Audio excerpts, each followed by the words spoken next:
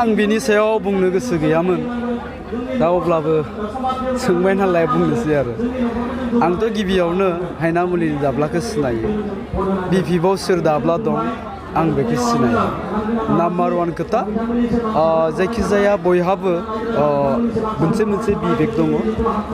artist जानायनि सिगांनो बयबो साफा साफा मानसि आरो बयबो माने गावबागाव मोनसे डिसिसनखौ लागोन रावबो आर्टिस्ट हिसाबै बे डिसिसनखौ लाया दिनैनि दिनाव आङो इउपिपिएलनि सासे नेहाथारि दे आङो बेखौ आर्टिस्ट हिसाबै डिसिसन लायाखै आं हिसाबैसो डिसिसन लादों दा बेखायनो आं नैबेखौ बुंनो लुबैदों जे नोंनि आर्टिस्ट लोगो आमुक थामुक खामुक आं बे खोथाखौ बुङाबालासिनो नैबे खोथाखौसो सानो बेखायनो नोंथांमोनखौबो आङो बेखौ सोंजानो बायो आरोखि मानोना आर्टिस्ट जानायनि सिगांनो जों साफा साफा मानसि बयहाबो गावबागाव सिन्था धारा दङ बे सिन्था धारा आरो बे डिसिसनखौ रावबो आर्टिस्ट हिसाबै लायाखै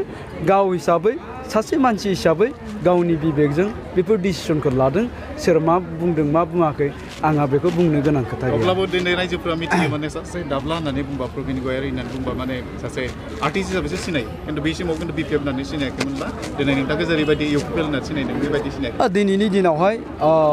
परिबर्तना निश्चित जादों बे सोलायनाया दिनैनि दिनाव 100% जानानै दङ गासै रायजो राजाफ्रा दिनै इउपिपिएल दोलोखौ सोलायहोथारनांगौनि सार्थआव दिनै इउपिपिएल दोलोनो भट होनो थाखाय थियारि जानानै दङ नाम्बार वान खोथाया जाहैबाय मा सोरबा प्रबिन गयारि सोरबा दाब्ला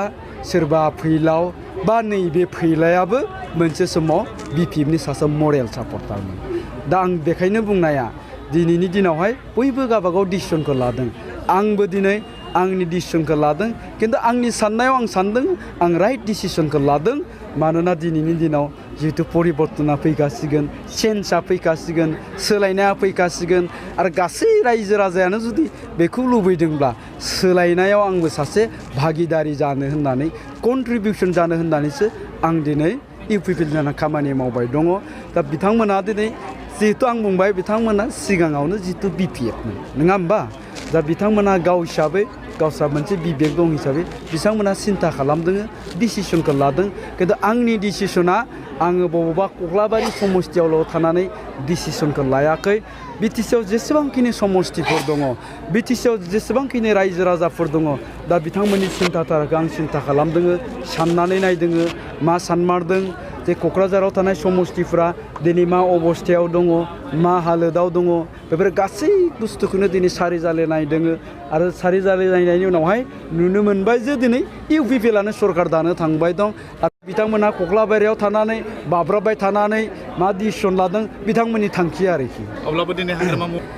जायखिजाया दिनैनि दिनाव बयबो गावबागाव पार्टिखौ क्लेम खालामनानै लागोन खिन्थु खोथाया जाहैबाय मा जे बिपिएफआ दिनैनि दिनाव 37 सिटआव केन्डिडेट होदों खिन्थु बिथां हाग्रामा महिलारि सारा बिथाङा बुंदों 40तानि 40तायावनो देरहागोन मालाबा ओरैजाय जायो पराजय निश्चित जेनखागोना जुदि निश्चित जाथारबायब्ला आरो बेखौ नुखाथारबायब्ला बेखौ मोनथिखाथारबायब्ला थारमाने मालाबा जोंनि खर'आ बारा खामानि होआ बिनिफ्राय माने बुंफ्लाङो आरोखि आं सानदों हाग्रामा महिलारि सार बिथाङाबो दिनै बेफोरबायदि माबायावनो थासारियावनो भुगिनानै दङ निश्चय बिथाङा बेखौ मालाबा मिडियानि सिगाङाव फैबा जाहाथे सुद्रायनानै लायो सासे बिटिसिनि बारग' चिफ हिसाबै आं बेखौसो खावलायगोन आरोखि इउपिपिएलआ सरकार दायोब्ला हारिमु बिथिङाव मा मावगोन दा बिनिखौ बुंनायनि सिगांनो आं मोनसे खोथाखौ बुंगोन बे 17 बोसोराव बिपिएफआ सिनेमा एन्ड कालचार डिपार्टमेन्टखौ सालायनानै कुनु सिनेमानि कुनु कालचारनि डेभेलपमेन्ट जानांगौनि मोनसेबो पलिसि लायाखै मोनसेबो खामानि मावाखै खिन्थु दिनै नोंथांमोननि सिगाङाव आं मोनसे खोथाखौ बुंगोन जे 2015निफ्राय माने लास्ट 5 इयार्सनि थाखाय जोङो जोंनि हारिमुनि मानसिफ्रा